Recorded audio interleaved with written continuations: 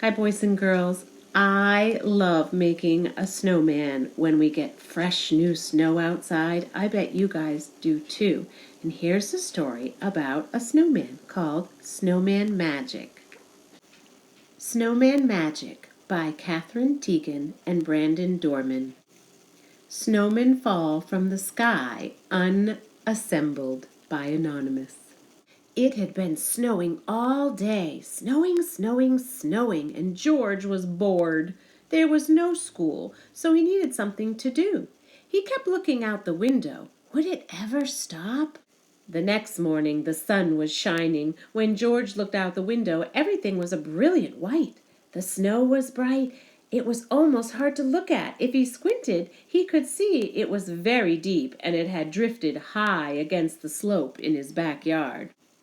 George put on his warm socks, his snow pants, and his flannel shirt, and then he put on his snow jacket, his boots, his mittens, and his hat. He was ready. Outside, the air smelled clean and cold, and George plunged into the snow. It was fluffy but crunchy, too. He made a snowball and threw it against the tree. It was very, very quiet. George took some snow and packed it into a small ball, and then he rolled the ball in the snow. The ball got bigger and bigger, and when the ball got too heavy to roll, he stopped rolling it near the bottom of the slope.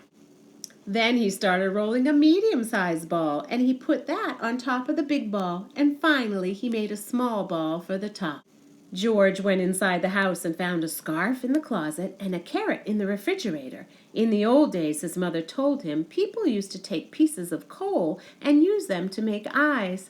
But there wasn't any coal in George's house, so he found 2 buttons and brought them outside with the scarf and the carrot.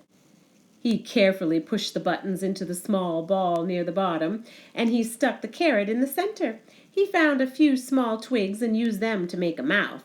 He wrapped the scarf between the top ball and the middle ball, and he found 2 branches to stick into the sides of the middle ball. It was the perfect snowman. George turned his head. He thought he saw the snowman smiling at him. Could it be? Time for a snack, said George. He went inside to the house and got 2 mugs of hot chocolate and some cookies. He put them on a snow table. Would you like something to eat? George asked.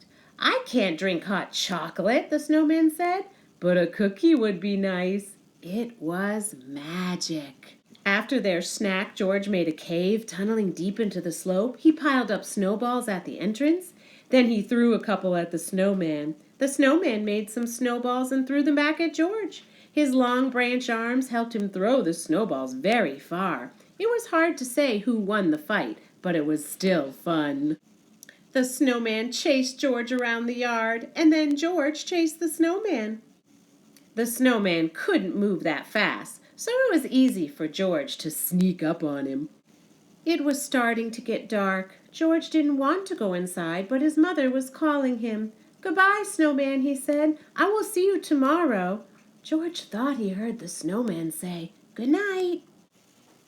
The next day it was warmer, the sun was even brighter, and the snowman was shrinking. George played with him all day, but he could tell that the snowman didn't have quite the same energy. Then it was Monday. George had to go to school. It was another bright, warm day, and when he came home, the snowman was almost gone. The scarf and the carrot and the buttons had slid down. He could hardly recognize the snowman. The cave had collapsed too, and the snow table had melted.